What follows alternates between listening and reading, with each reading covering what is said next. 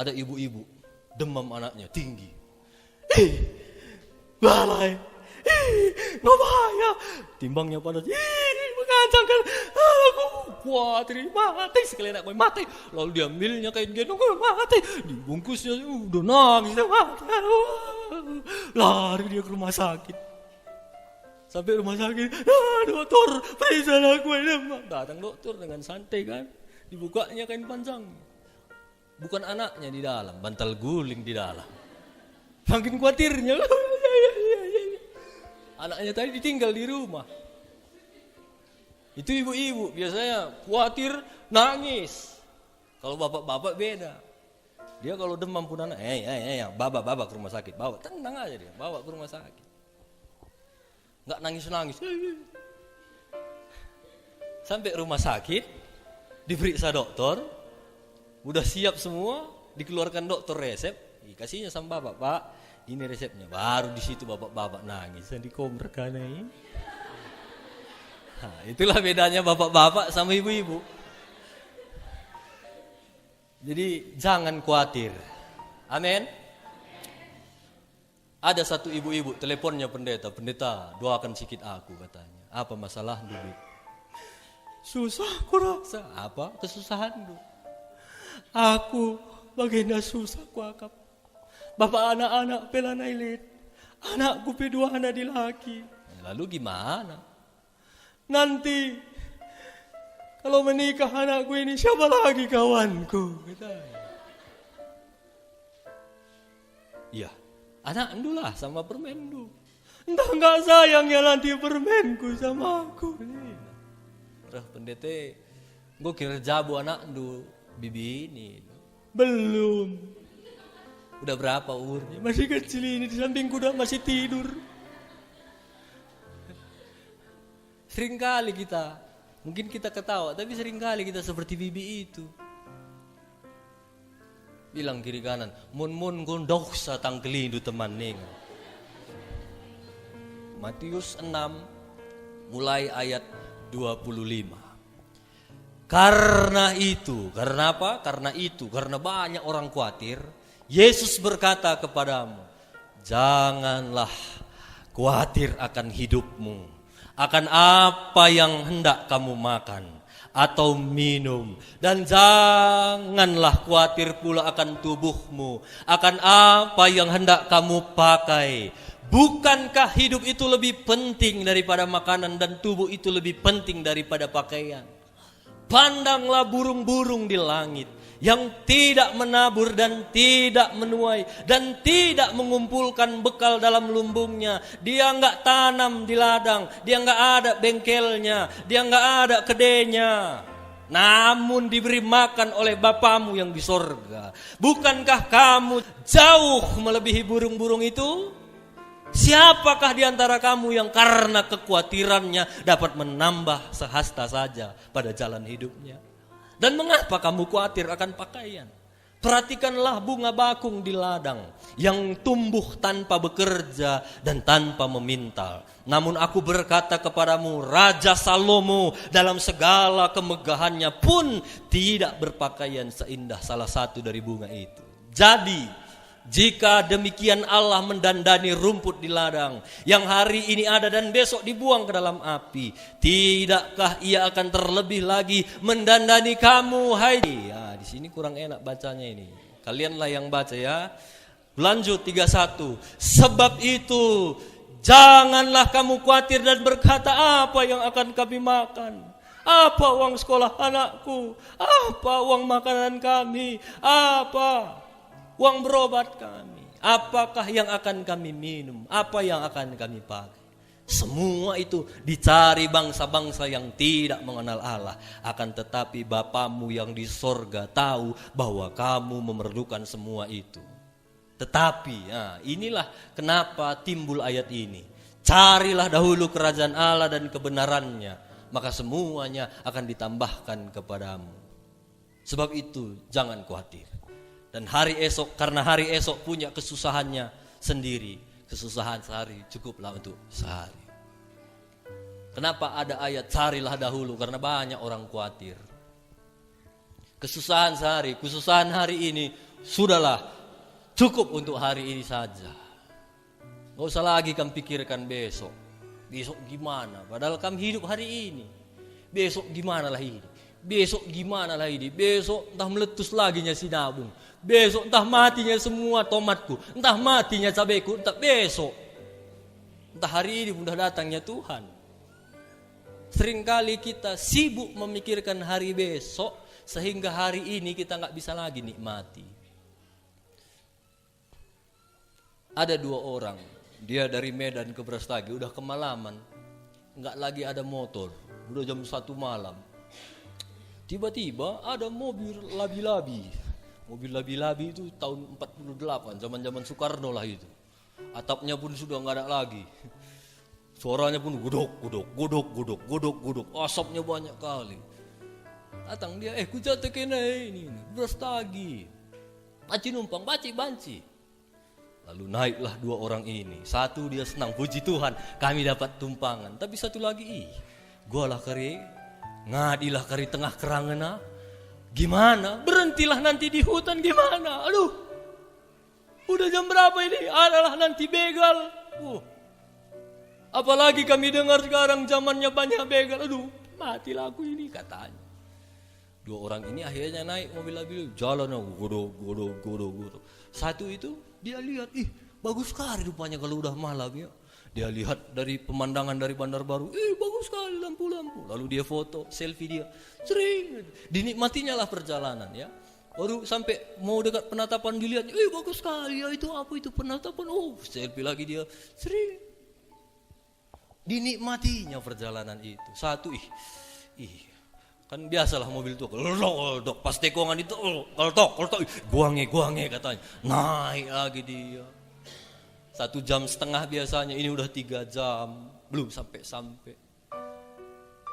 Yang satu itu senang dia foto-foto. Dan akhirnya setelah lama perjalanan sampailah mereka di Brastagi. Sampai juga ternyata. Lalu yang satu bilang, lihat ini, bagus sekali tadi aku foto ya. Lihat ini pemandangan Bandar Baru. Iya, kok gak aku nampak tadi, kata yang khawatir itu. Apa bisa dilihatnya? Dilihatnya pun gini, kalau pikirannya kemana-mana gak bisa dinikmatinya. Sama dengan hidup kita. Kadang-kadang Tuhan memberikan banyak hal-hal indah dalam kita tiap-tiap hari. Tapi karena kita sibuk dengan hari esok, sibuk dengan kekhawatiran kita, gak bisa lagi kita nikmati hari-hari itu. Jangan khawatir, kata Tuhan. Tuhan gak larang kita memikirkan bagaimana cara dapat makan, dapat pakaian, kerja, sehat. Tuhan juga suruh, jangan malas.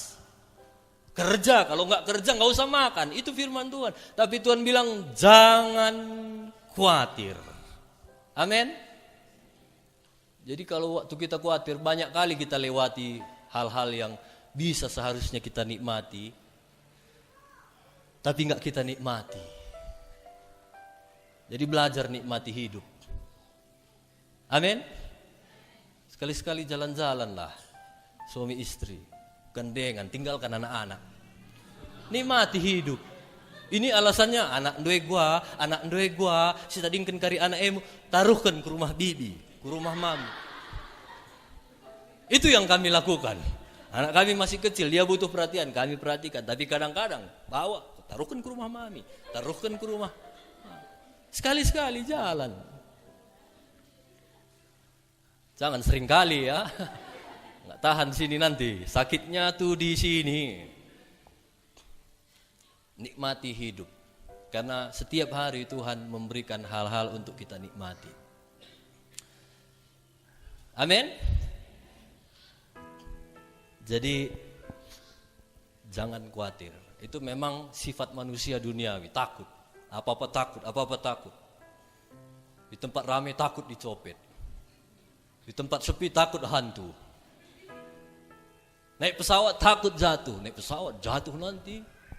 Kayak kemarin Hercules tabraknya itu di Simalingkar. Naik kapal tenggelam nanti, banyak juga kapal yang tenggelam ya kah? Akhirnya dia pilihlah jalan kaki. Padahal menurut data kepolisian orang yang banyak mati itu pejalan kaki. Jadi jangan khawatir. Jangan takut. Anak-anak sekolah pernah, mungkin kita juga pernah ya, besok ujian, hari ini udah gak tidur lagi kita. Terlalu khawatir, aduh gimana ini ya. Gimana, biasanya itu orang-orang yang gak belajarnya itu. Kalau orang yang belajar, gampang, besok gampang. Kalau gak belajar, aduh, padahal besok ujian gak sesulit apa yang kita bayangkan. Tahu gini, tidur aku semalam. Udah gak bisa lagi ya. Jadi jangan khawatir tentang apapun juga, karena kekhawatiran itu tidak akan membantu kita lebih baik. Firman Tuhan bilang gak bisa menambah tahun lagi umur kita. Kalau kekhawatiran itu bisa membantu kita, misalnya kita takut nanti misalnya tomat kita mati kena awan panas, ini contoh ya. Lalu kita khawatir, lalu tiba-tiba gak kena awan panas. Saya akan usulkan, ayo jemaat kita bantu Mama Sianu khawatir. Sama-sama kita khawatir supaya tanamannya selamat. Kalau bisa saya mau khawatir. Tapi ternyata gak bisa. Firman Tuhan bilang justru cepat mati. Bukan tambah umur, cepat mati. Bilang kiri kanan, kalau kamu mau cepat mati,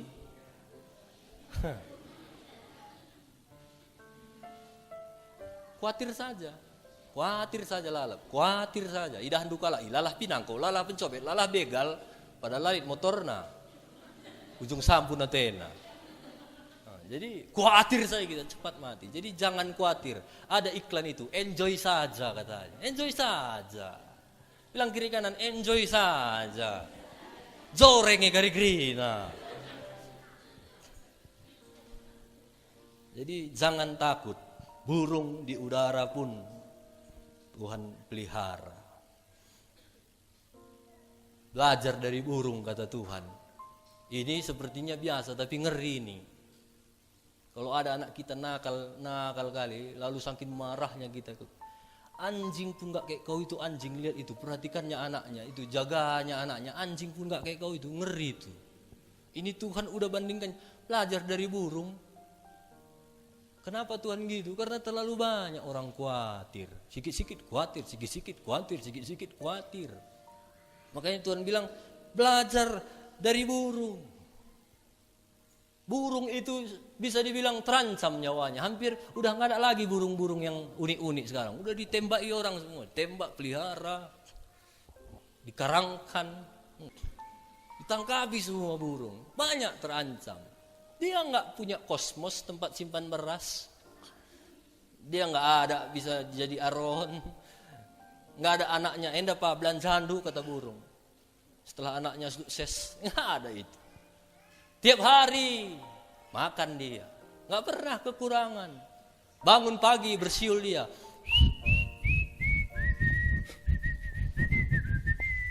Jangan kamu khawatir katanya.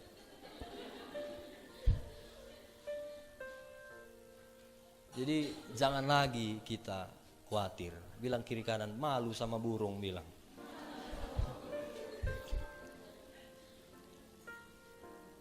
Saya akan katakan satu hal, saya berharap ini jadi rema buat kita. Handphone ini dulu saya beli di Medan, namanya tokonya Jaya Ponsel. Saya datang ke situ, mau beli handphone. Sebelum saya datang ke situ, handphone ini dipajang di setelingnya itu, banyak di situ handphone ada kotaknya. Sebelum saya beli itu jadi tanggung jawab pemilik toko. Setiap hari dia bersihkan. Kalau ada orang nanya, berapa, kalau jadi pokoknya itu tanggung jawabnya. Kalau jatuh itu pecah handphone ini, sebelum saya beli itu dia yang ganti karena masih punyanya, masih tanggung jawabnya. Tapi satu kali waktu saya sudah nabung, saya datang situ, saya beli itu, lalu dia kasih ini pak, lalu saya bayar lunas, ini terima kasih ya, terima kasih, lalu saya pulang. Sejak itu ini sudah menjadi milik saya, sudah di kantong saya dan sudah menjadi tanggung jawab saya. Kalau handphone ini jatuh, nggak bisa aku bilang, mana kau bikin handphoneku, mana, ganti. Langsung bilang, gila bapak, gila. Teleponnya security ya. Tapi sejak saya beli, itu menjadi tanggung jawab saya. Baru-baru ini jatuh, saya lihat, masih bisa, puji Tuhan. Kalau jatuh, yang takut saya, bukan dia. Kalau ini dicuri orang, yang takut saya, bukan dia. Karena saya sudah beli ini. Bapak Ibu, sadar nggak Bapak Ibu, hidup kita sudah dibeli lunas oleh Yesus. Dan sejak Yesus, nakku sudah selesai, sudah kubayar kamu dengan darah yang mahal. Sejak itu Yesus bertanggung jawab atas hidup kita. Harus tahu prinsip ini. Jangan takut, jangan khawatir. Saya sekarang lagi baca kitab Matius, Markus, Lukas sampai Kisah Rasul. Waktu saya pertama baca kitab Matius, ayat pertama. Inilah silsilah Yesus Kristus, anak Daud, anak Abraham. Di awal firman Tuhan sudah ditulis, Yesus anak Daud. Padahal Abraham sama keturunan Daud itu masih jauh bedanya. Lebih tua jauh Abraham dari Daud. Tapi kenapa di sini justru dia dibilang anak Daud? Yang di bawah itu justru diangkat ke atas. Karena silsilah Yesus satu-satunya raja itu cuma Daud. Makanya di Matius 1 ayat 1 pun Tuhan sudah menyatakan, nakku, jangan khawatir. Aku raja, aku berkuasa atas hidupmu. Belum lagi ayat-ayat yang lain. Jadi jangan takut, Tuhan berkuasa atas hidup kita. Siapa yang ciptakan kita? Tuhan. Siapa yang bertanggung jawab atas hidup kita? Tuhan. Jadi jangan lagi khawatir. Banyak orang berpikir khawatir itu biasa. Itu kata orang dunia. Tapi sebenarnya khawatir itu bukanlah hal yang biasa. Dia sama seperti anak kecil. Kalau dikasih makan terus makin lama makin besar, makin lama makin besar. Kalau kita nggak perhatikan, kalau anak itu udah besar, kita pun bisa ditamparnya. Kita pun bisa dibunuhnya. Kalau kita nggak didik dia. Sama dengan khawatir. Waktu kita khawatir kita akan bertumbuh. Khawatir lagi, tumbuh. Khawatir tumbuh. Lama-lama khawatir itu akan menguasai hidup kita. Sehingga apa-apa sedikit khawatir. Jadi jangan pelihara khawatir. Makanya Tuhan bilang, cari dulu kerajaan Allah. Maka semuanya yang kamu khawatirkan selama ini, itu akan ditambahkan Tuhan kepadamu. Amin. Jangan takut lagi soal makanan. Jangan takut lagi soal pakaian. Jangan takut lagi soal pekerjaan. Jangan takut soal situasi kita sekarang. Jangan takut. Satu lagi, Yesus pernah bilang gini dalam Yohanes 15 ayat 15. Aku tidak menyebut lagi kamu hamba, tapi aku menyebut kamu sahabat. Kalau misalnya Bapak Terkelin Brahmana, bupati kita, di syuting dia, kebetulan saya ada di sampingnya, dia lagi ngomong begini, tiba-tiba dirangkulnya aku. Krispus ini, itu TV One Metro lagi syuting aku, Krispus ini temanku ya, temanku, kata Bapak Terkelin. Luar biasa enggak? Luar biasa. Itu urusan-urusan jadi lantar semua. Aku mau urus akte lahir anakku. Oh, siap Pak. Ini kan teman Pak Terkelin, beres. Lain ceritanya kalau aku yang bilang, ini Pak Terkelin itu temanku itu. Temanku itu, kupegang pun enggak pernah jumpa pun enggak. Temanku itu lain cerita, orang enggak akan bangga. Tapi kalau Terkelin itu bilang, temanku ini, itu luar biasa. Yesus bilang, sahabatku ini. Sahabatku, baca itu Yohanes 15 ayat 15. Aku tidak menyebut kamu lagi hamba. Karena aku telah memberitahukan kepada, mana ini? Oke, aku menyebut kamu sahabat. Kamu adalah sahabat. Jadi kalau sahabat jangan khawatir lagi, amin. Bupati saja sahabat kita itu udah, gaya kita itu udah beda ya kan. Jalan, kita buat acara di gereja, pendeta, kita undang bupati, gimana? Gayanya itu, kantor kepala desa pun udah beda jalannya itu. Urus tik adikku, mister, teleponi, tangkap polisi kita kan, polisi. Ini mana, kau jangan macam teleponi Pak, teleponi. Baru bupati, gaya kita udah, apalagi Tuhan, sahabat. Makanya belajar kita andalkan Tuhan. Cari dahulu kerajaan Allah dan kebenarannya, maka semuanya apa yang kita khawatirkan, apa yang kita takutkan, semuanya Tuhan akan cukupkan. Amin. Yang mau menikah, Tuhan akan cukupkan. Nggak ada aminnya ini yang mau menikah.